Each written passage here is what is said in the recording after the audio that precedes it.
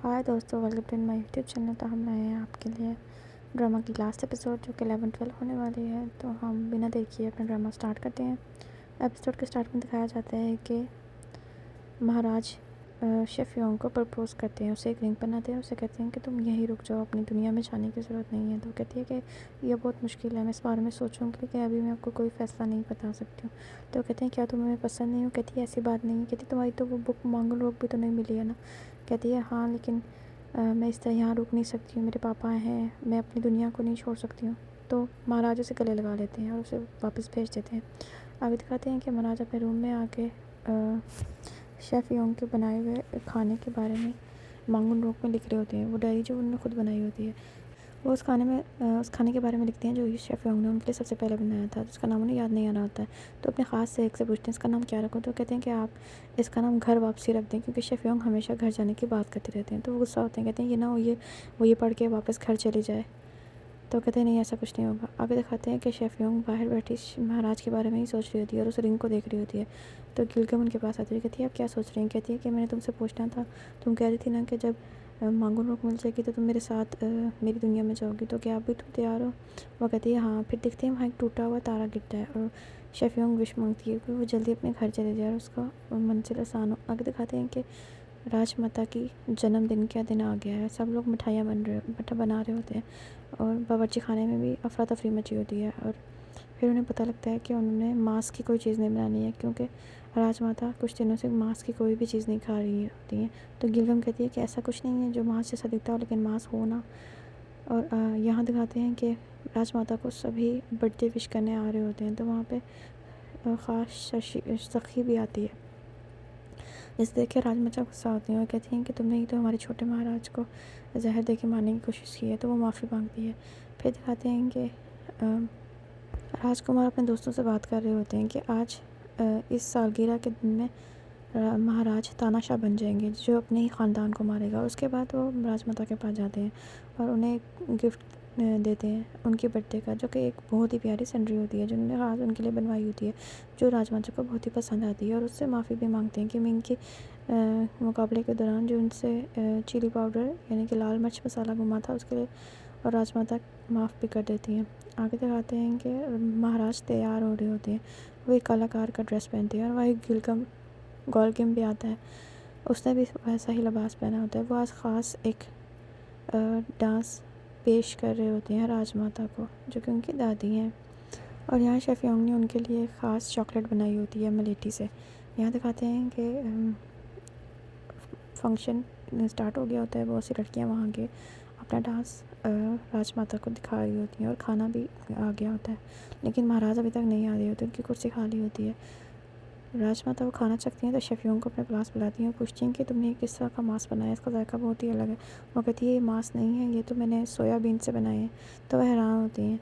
और आगे दिखाते हैं कि शेरों का डांस दिखाया जाता है। उसके बाद दो कलाकार आते हैं और वो अपने डांस का मुकाबला शुरू करते हैं। तो शाही सखी ध्यान से देख रही होती है और उन्हें समझ आ जाता है कि जो पहले एक हैं वो गोल है, लेकिन दूसरे जो हैं वो महाराज हैं। और फिर वो पूछती हैं, राजमाता भी पूछती हैं कि ये महाराज हैं? तो उनको बताया जाता है कि हाँ ये महाराज हैं। तो वो बहुत खुश होती हैं कि महाराज उनके लिए कर रहे हैं। शेफ़ योंग भी बहुत ही खुश होती है। और फिर दूसरी तरफ दिखाया जाता है कि दरवाजे के बाहर महाराज का भेजा हुआ ख़ास सैनिक खड़ा होता है, जिसको उन्होंने इसीलिए भेजा था ताकि वो उनकी माँ की मौत का राज जान सके। और वो अंदर आने की कोशिश करता है, लेकिन सिपाही उसे रोक लेते हैं, क्योंकि अंदर एक फंक्शन चल रहा होता है। लेकिन महाराज को आवाज़ चली जाती है और वो उसे अंदर बुला लेते हैं। तो ये सब देख के राजकुमार जैसन बहुत ही खुश हो रहा होता है, क्योंकि उसे पता होता है अब महाराज को ज़रूर गुस्सा आएगा। वो सब दस्तावेज़ देखता है जो कि पुराने राजा के होते हैं, जो कि महाराज के ही वालिद होते हैं। वो ये देखते हैं और उसको बताता है कि इसके अंदर आपकी माँ की मौत के सारे राज छुपे हुए हैं। और दिखाते हैं पीछे उनके साथ एक औरत भी होती है और कहती है जब मैं ये सब ढूंढ रहा था तो मुझे आपकी नानी भी मिली। वो कहता है क्या मतलब मेरी नानी? ये सब देख के राजकुमार बहुत ही खुश हो रहे होते हैं। और फिर दिखाते हैं कि रानी सामने आती हैं और वो अजीब पागलों वाली हरकतें कर रही होती हैं। उनके हाथ में एक गुड्डी होती है जिसे वो अपनी बेटी बोल रही होती हैं, क्योंकि उनका दिमागी तसलसल ख़राब होता है। कहता है इनको क्या हुआ है? कहती है नहीं कुछ नहीं हुआ है, जब से आपकी माँ को जहर दे के मारा गया तब से वैसे ही हो गई हैं। तो महाराज उनके पास जाते हैं, कहते हैं नानी माँ आप मेरी नानी माँ हैं, मुझे आप बताएं कि आप राजकुमारी शिम हैं?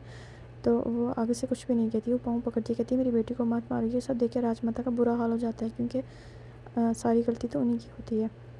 और सारे मंत्री और वज़ीर उठ के जाने लगते हैं, लेकिन महाराज के गुस्से में उनको बैठने का हुक्म देते हैं और कहते हैं कि वापस बैठ जाओ। और फिर अपने एक सेवक को कहते हैं कि ये सारे ख़त पढ़ के सुनाओ। और जब वो ख़त पढ़े जाते हैं तो आखिरी ख़त में ये होता है कि राजमाता के ही हुक्म पे महाराज की माँ को जहर पिला के मारा गया था। और ये बात महाराज को पता ना चले, ऐसा भी महाराज के वालिद का ही हुक्म था। ये सब शफीऊं अपनी आंखों से देख रही होती है। उसे समझ आ जाता है कि ये वही वाक़या है जिसके बाद महाराज को गद्दी से उतार दिया जाएगा और उन्हें तानाशाह बना दिया जाएगा। उसके बाद कुछ अर्से बाद वो मर जाएंगी।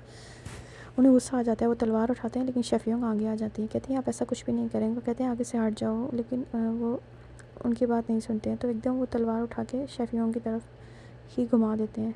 तो सारे इतना डर जाते हैं, लेकिन शफीऊं ज़रा भी नहीं डरती है, वो आगे से नहीं हटती है। और एक मंत्री आके कहता है कि आपके वालिद का हुक्म था कि आपको ये बात ना बताई जाए, उसे राज रखा जाए। अभी यही बातें हो रही होती हैं कि महाराज की नानी के हाथ एक कपड़ा होता है, वो कपड़ा निकालती हैं और कहती हैं कि ये कपड़ा मेरी बेटी ने मरते हुए पहना हुआ था। महाराज उस कपड़े को देखते हैं जिस पे उनकी माँ का खून लगा हुआ था, तो वो बहुत रोते हैं और फिर वो तलवार हाथ में उठाते हैं और अपनी नानी के दादी यानी राजमाता के पास जाने लगते हैं ताकि उन्हें मार सकें। लेकिन शफीऊं उन्हें रोक लेती है और कहती है मैं आपको ऐसा कुछ नहीं करने दूँगा। वो कहते हैं कि इस सब में तुम्हारी कोई गलती नहीं है, तुम इसमें कहीं भी नहीं हो, इसलिए पीछे हट जाओ। वो कहते हैं कि नहीं, मैं आपसे प्यार करती हूँ, मैं ऐसे पीछे नहीं हट सकती हूँ। आपने मुझसे वादा किया था कि आप कभी तानाशाह नहीं बनेंगे और एक अच्छे राजा बनेंगे जो युगों तक याद रखा जाए। ये सब देख के मंत्री परेशान हो जाते हैं और राजकुमार भी, कि उनकी सारी साजिश ज़ाया हो रही है। लेकिन महाराजा से कहते हैं कि मुझे माफ़ कर दो, मैं यहाँ नहीं रुक सकता हूँ, मुझे अपनी माँ को इंसाफ दिलाना है। और वो फिर राजमाता के पास जाते हैं, कहते हैं आपने ही मेरी माँ को मेरी माँ की मरने की ख्वाहिश की थी, आपने ही मेरी माँ को मरवाया है। शफीऊं को समझ नहीं आ रहा होता है वो क्या करे, तो वो भाग के महाराज की नानी के पास जाती है और उन्हें मलेठी वाली चॉकलेट देती है, क्योंकि उसे पता होता है कि अगर इन्हें कोई दवाई नशेवार दवाई दी गई है तो इससे इन्हें होश आ जाएगा। वो तो चॉकलेट खा लेती हैं और यहाँ दिखाते हैं कि महाराज राजमाता के पास पहुँच गए हैं और उनसे सवाल कर रहे होते हैं कि आपने मेरे साथ ऐसा क्यों किया। अगर और अब तलवार उठा के उनकी गर्दन पे रखने ही वाले होते हैं कि महाराज की नानी को होश आ जाता है और कहती है कि मेरी बेटी ने आखिरी वक्त पे कहा था कि मेरे बेटे को बोलना कि वह एक ऐसा राजा बने जो अरसों तक याद रखा जाए और वो कभी तानाशाह ना बने। वो ये बात सुन के अपनी तलवार नीचे कर देते हैं और आसमान को देख के ऊंचा ऊंचा रोते हैं और कहते हैं कि मेरे बाप ने मेरे साथ ऐसा क्यों किया। अगर उसने मेरी माँ को जहर दे के मरवा दिया था तो मुझे इस तख्त पे क्यों बिठाया, मुझे ही बादशाह क्यों बनाया, मेरे साथ ऐसा क्यों किया। और रोते रोते वहाँ से जाने लगते हैं।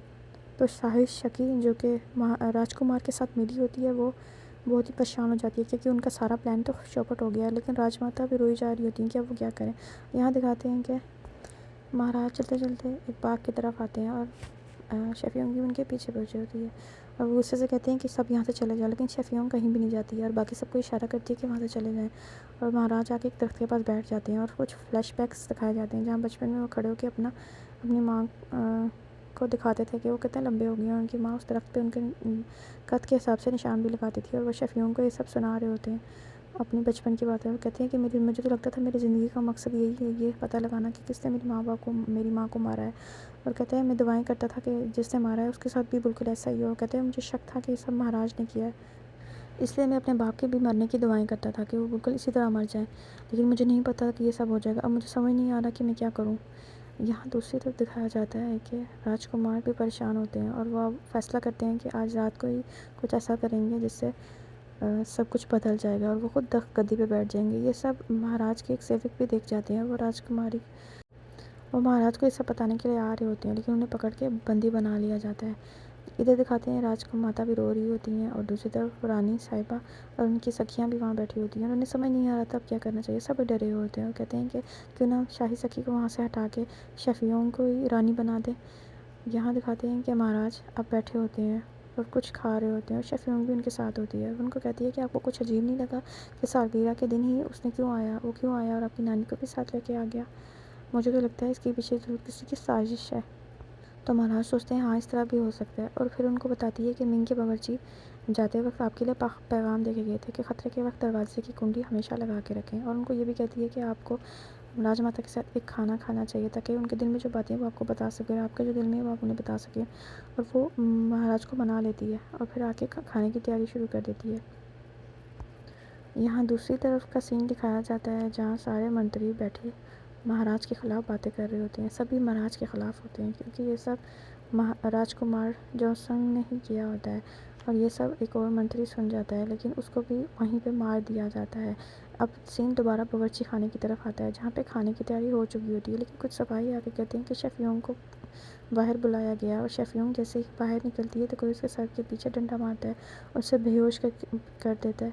आगे दिखाते हैं कि सारे सेवक खुश होते हैं कि अब राजमाता और महाराज के बीच सब कुछ ठीक हो जाएगा। लेकिन तभी एक ख़ास से सिपाही महाराज के पास आता है और उनको बताता है कि जहाँ कि शेफ़ योंग गायब हो गई हैं और उनकी टोपी वहाँ से मिली और हमें ख़बर मिली है कि वो जंगल की तरफ उनको लेके गए हैं और महाराज वहाँ से निकल जाते हैं। यहाँ आगे सीन दिखाया जाता है कि महाराज ने जिस गेटअप में डांस किया था वही गेटअप राजकुमार जोसन ने पहना होता है और सब सेवकों को मार देते हैं और सबको लगा होता है ये महाराज ही हैं, क्योंकि किसी को पता ही नहीं होता कि महाराज जंगल में शेफ़ योंग को बचाने गए हैं।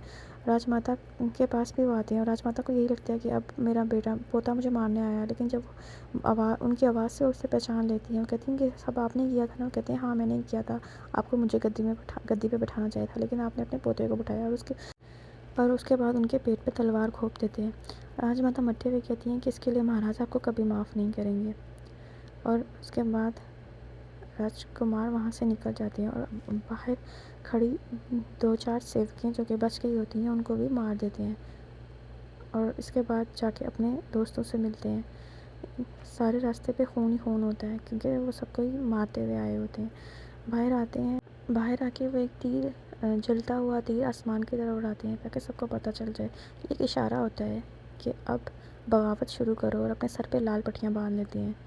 और फिर उस निशान को देख के, उस तीर को देख के सभी अपने अपने सरों पे जो कि राजकुमार के साथ होते हैं अपने सर पे लाल पट्टियाँ बांध लेते हैं और जिनके सर पे पट्टियाँ नहीं उनको तलवार से मार दिया जाता है। और ज़्यादातर महाराज के सेवक ही होते हैं जिन्हें मारा जाता है और महल पे कब्ज़ा कर लिया जाता है। हर तरफ खून ही खून होता है, कुछ समझ नहीं आ रही होती है। अगला सीन जंगल का दिखाया जाता है जहाँ महाराज पहुँच गए हैं और देखते हैं कि वहाँ पे किसी को बांध के लटकाया गया। दूर से उन्हें समझ नहीं आ रहा था लेकिन जब वो अपने घोड़े लेके पास पहुँचते हैं तो उन्हें पता चलता है कि ये तो उन्हीं की ख़ास सेवक है। और वो जाके उनको होश दिलाते हैं, उनकी रस्सियाँ काट रहे होते हैं लेकिन वो उन्हें बता रहे होते हैं कि ये सब आपके लिए ही किया गया है, आपको मारने के लिए। अभी वो ये सब बात कर रहे होते हैं कि पीछे से काफ़ी सारे तीर आते हैं और वो महाराज को बचाने के लिए खुद तीरों के आगे आ जाते हैं और वहीं मर जाते हैं। और इतनी देर में देखते हैं कि जलते हुए तीर आके सारी झोंपड़ियों और घरों को आग लगा देते हैं। आगे का सीन दिखाया जाता है कि शेफ़ियों को होश आ गया है और वो होश आते ही एकदम डर के भागने लगती है लेकिन देखती है कि उसके पास गोल्किम है।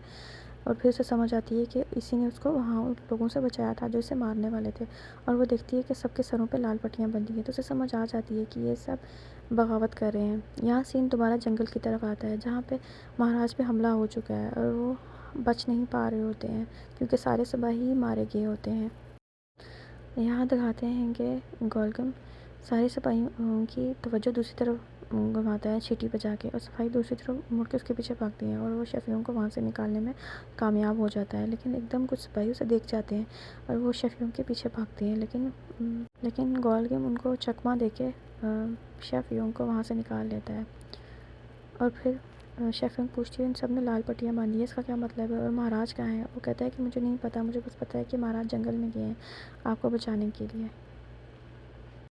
अगला सीन दोबारा महल का दिखाया जाता है जहाँ पे 3 मंत्री महल में आते हैं और उनको कहा गया होता है कि उन्हें राजमाता ने बुलाया है।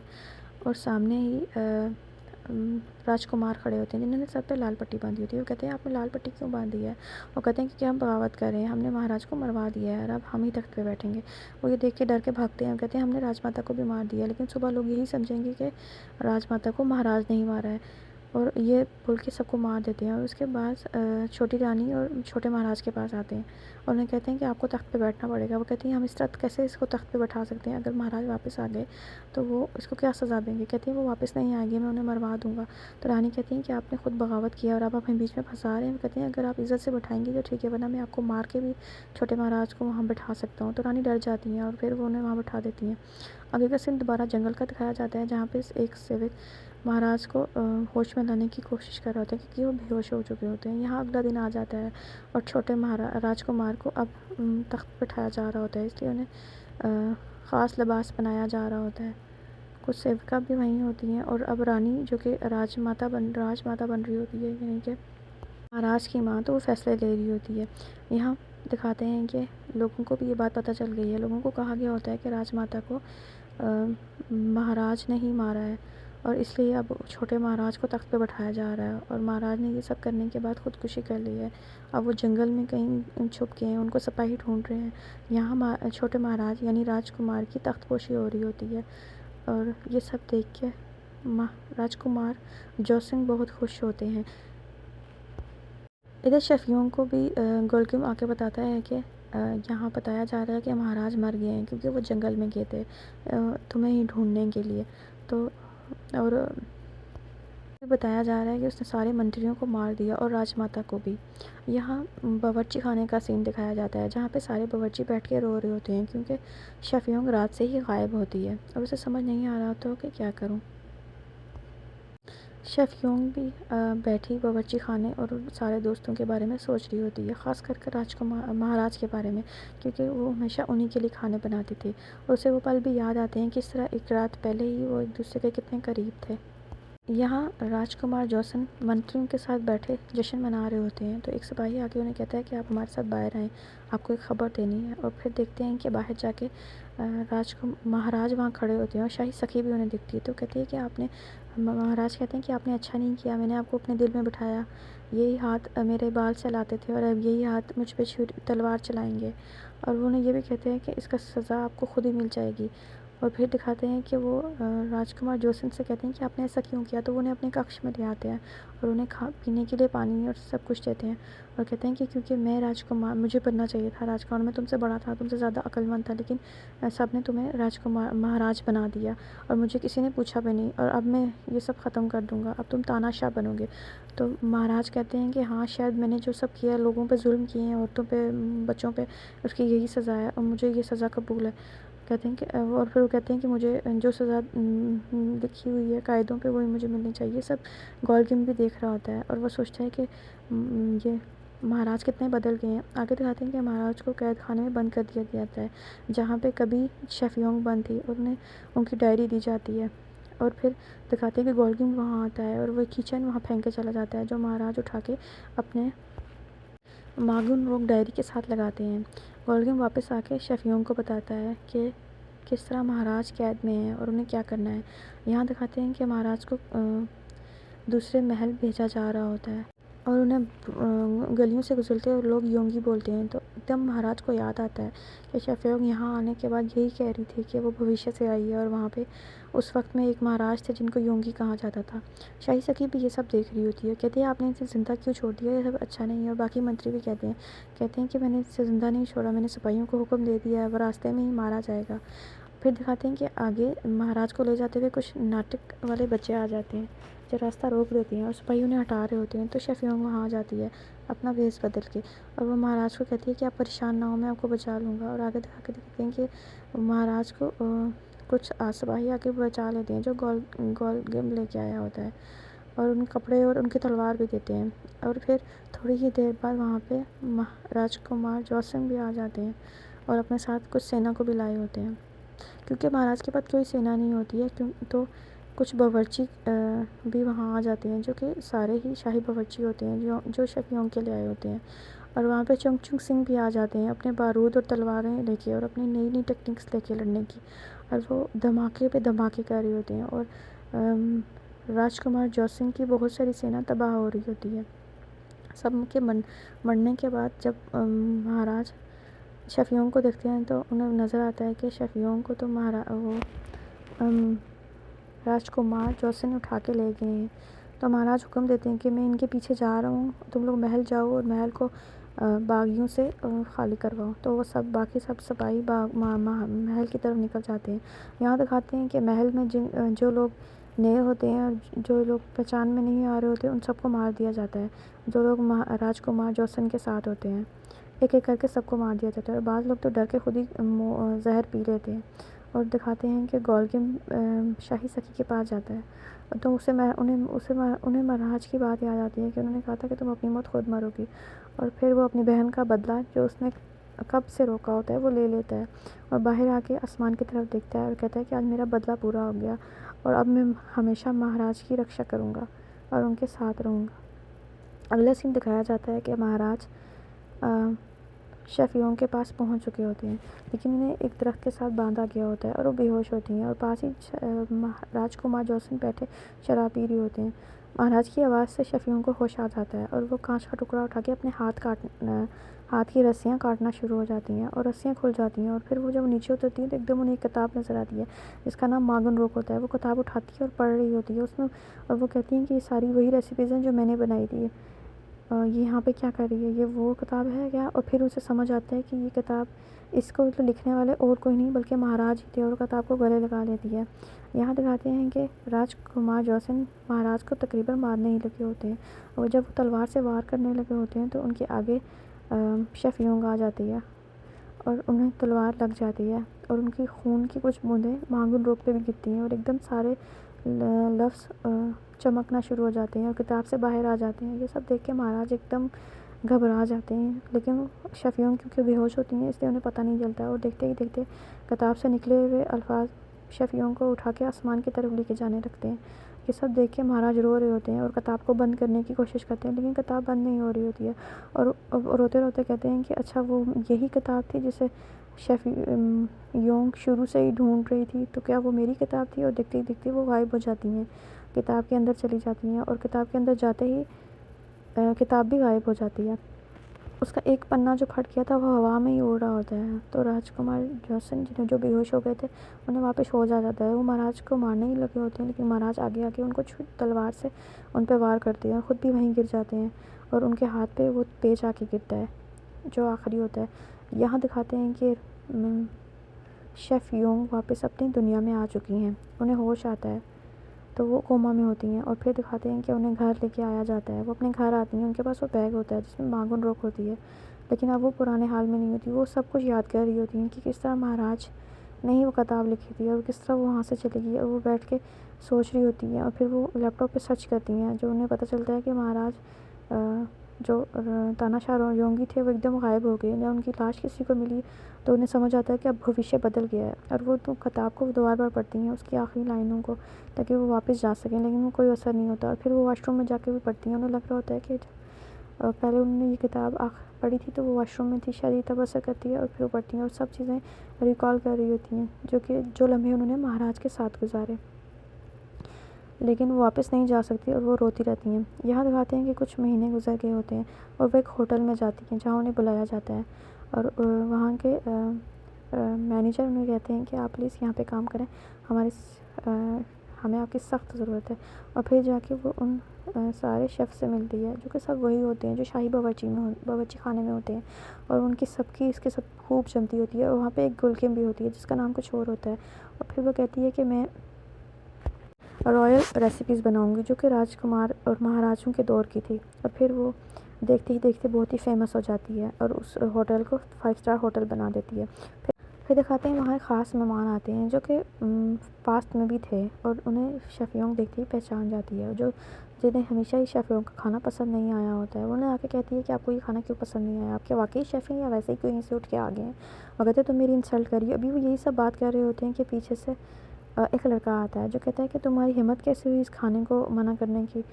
तो वो कहते हैं कि तुम क्या कहीं के राजकुमार हो? कहते हैं मैं अभी तुम्हारी तलवार से तुम्हारी गर्दन काट लूँगा। ये सब देखते हुए शेफ़ योंग भाग के उनके पास जाती है, उन्हें हक करती है और किस कर देती है। और फिर आगे का सीन कुछ टाइम बाद का दिखाया जाता है कि शेफ़ योंग के घर में महाराज उसके लिए बिबिलबाप बना रहे होते हैं जिसकी वो उनको ख्वाहिश थी, और उसे बिल्कुल उसी तरह खिलाते हैं जैसे पहले सीन में उन्हें खिलाया था। तो यहाँ होता है ड्रामे का हैप्पी एंड। तो महाराज किस तरह फ्यूचर में आए और सारा कुछ ये सब इस ड्रामे में नहीं दिखाया गया है, लेकिन हैप्पी एंडिंग दिखाई गई है क्योंकि अब ये दोनों एक साथ रहेंगे। और ये कपल जो बहुत ही क्यूट था, मुझे ये लव स्टोरी तो बहुत ही मज़े की लगी है। और आपको ये लव स्टोरी कैसी लगी है आप हमें कमेंट में बताएं। हमारे चैनल सब्सक्राइब करना ना भूलें। तब तक के लिए बाय बाय।